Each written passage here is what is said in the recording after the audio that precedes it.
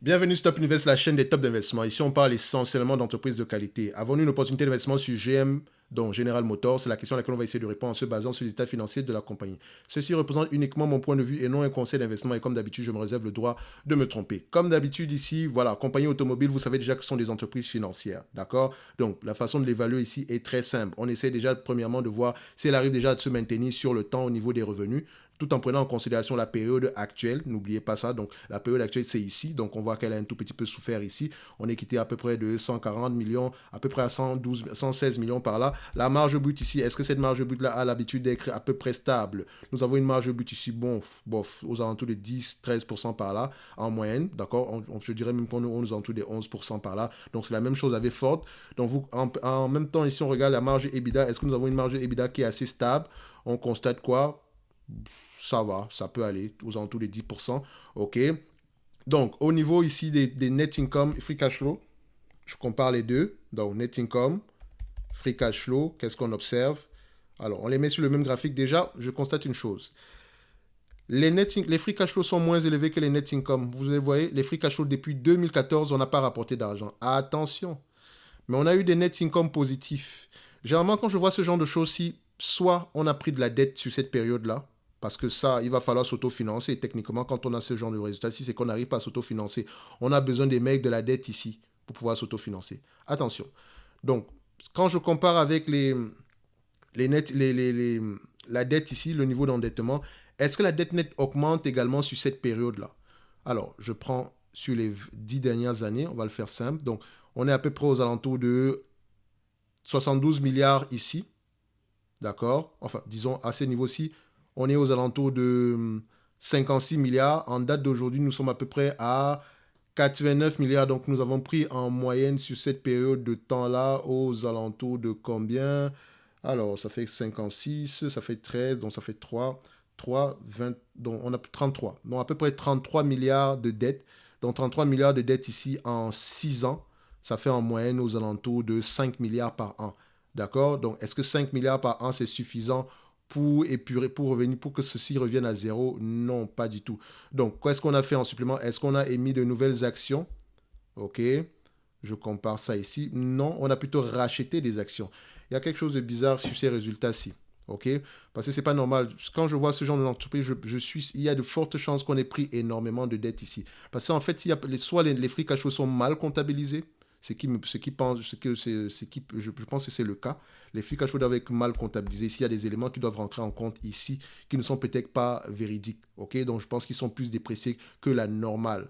Parce que quand on prend les actifs tangibles, le tangible book value ici, vous constatez lui, il a tendance à augmenter. Or, les free cash flow sont de moins en moins élevés. Donc, comment est-ce que le tangible book value augmente alors que les free cash flow sont négatifs?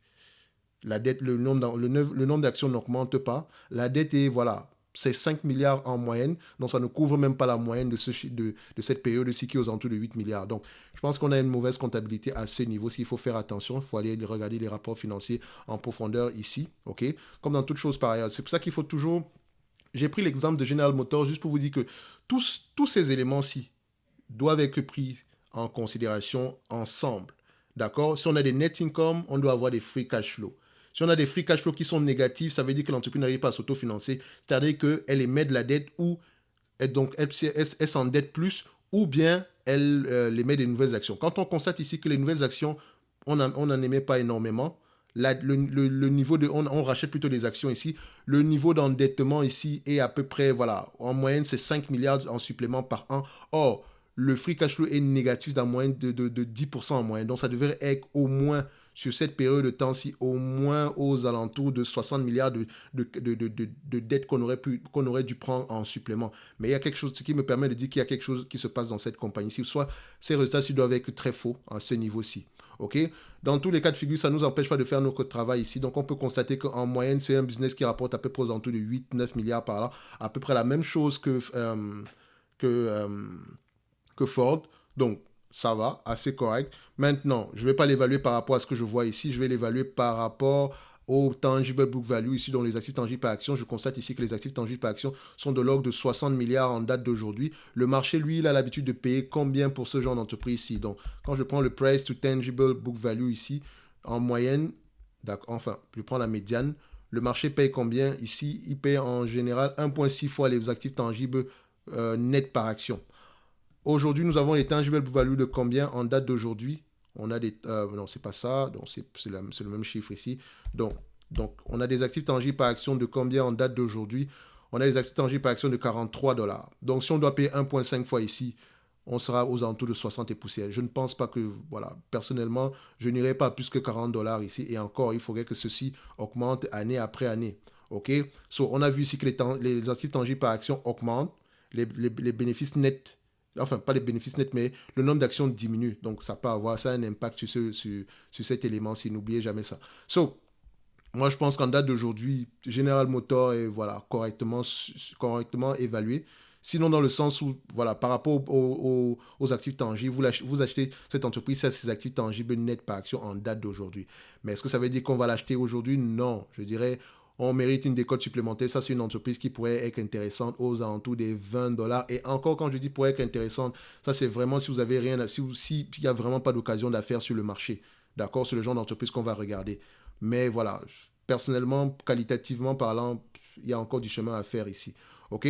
Donc, en termes de dividendes, ici, il est safe. D'accord? C'est 1% ici. Donc, ils rachètent leurs actions plutôt que de payer un dividende ici en priorité.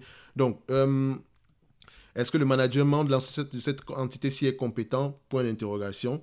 Quelles sont les prévisions à court terme, moyen terme au niveau du niveau d'endettement ici? Pourquoi est-ce que les free cash flows sont négatifs? Pourquoi est-ce qu'on n'a pas eu de plus de dettes que ça? Donc, il faut aller creuser ces éléments-là. Moi, en date d'aujourd'hui, je dirais qu'on est à 43 dollars. L'action d'entreprise est correctement évaluée ici, mais ne représente pas une opportunité d'investissement. Même si on s'échange à 5 fois les bénéfices ici aujourd'hui, il faut faire attention à ce genre de compagnie. Idéalement, 20 dollars, ça pourrait être assez intéressant ici. Parce que si on regarde le niveau d'endettement ici, tout en mentionnant que ça reste une compagnie financière, d'accord? Elle a également un bras financier. On a 5 fois les bénéfices, on a 5 fois les EBITDA ici. Quand je prends la dette nette sur EBITDA moins la dépense en capital, qu'est-ce qu'on obtient?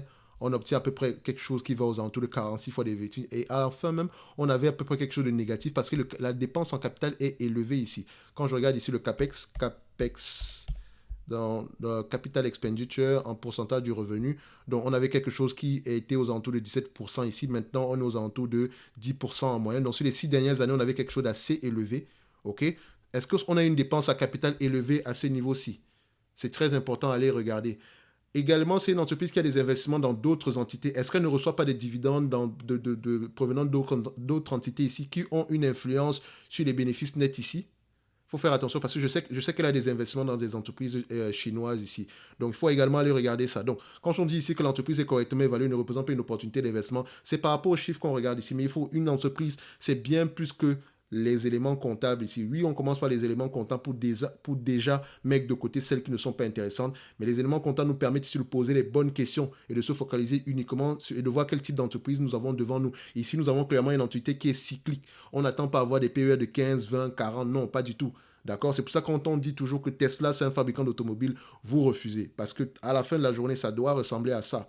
Et vous constatez aujourd'hui, quand on met 20 fois les bénéfices à Tesla, parce que d'aucuns pensent qu'on a de la technologie, machin, sans oublier que les Allemands également ne dorment pas et que ce genre d'entreprise, elle ne dort pas également. Voilà, on se prend on se prend des insultes à gauche, à droite. Enfin, quand je dis des insultes ici, c'est voilà, c'est les gens parlent plus qu'ils ne font des recherches à la fin de la journée. D'accord? Donc, sur les compagnies automobiles, faites attention, allez-y toujours plus loin que ça. C'est la même chose avec Stellantis. Il ne faut pas juste regarder le cash qu'on a présentement. Posez-vous la question pourquoi est-ce qu'on a énormément de cash présentement. Regardez également les investissements qu'on doit faire ici. General Motors, ça ne veut pas dire que c'est une entreprise qui va faire faillite ni quoi que ce soit. Non, ça peut être que dû à la façon dont elle gère, à la façon dont cette entreprise, ce business se comporte aux États-Unis. Le bras financier est très important parce que ça permet de faciliter les ventes ici. Mais il faut également regarder au-delà de cela. Est-ce qu'on a des investissements dans d'autres entités ici? Un peu comme Coca-Cola. Si vous ne prêtez pas attention à Coca-Cola, vous allez vous rendre compte que la dette est élevée, mais en fait, en réalité, elle a des investissements dans d'autres entités. Donc, généralement, les compagnies d'embouteillage ici, parce que Coca-Cola, lui, vend uniquement le produit concentré. Les embouteilleurs, etc., c'est eux qui s'occupent du reste. OK? So, General Motors, correctement évalué, à mon avis, pas une opportunité d'investissement. Je pense qu'on mérite, votre portefeuille mérite mieux que ce genre d'entité-ci. OK? Et au cas même où vous décidez d'aller dans ce genre d'entreprise ici, franchement, allez-y avec une toute petite partie de votre portefeuille, très négligeable. D'accord? Parce que les choses ici sont assez compliquées. OK? Et quand je parle de General Motors, je parle pour Ford, je parle pour Stellantis, même si vous avez le gros dividende, etc. Faites toujours attention. Les évidences, parfois, ne le sont pas. Parfois, il faut faire attention quand c'est trop beau pour être vrai. Je le dis toujours ici, d'accord? Je ne suis pas en train de dire que oh, Stellantis c'est mauvais ou quoi que ce soit. J'invite toujours à la prudence, ok? Donc, General Motors, ce n'est pas une opportunité d'investissement. On va se donner rendez-vous sur la prochaine vidéo. Merci.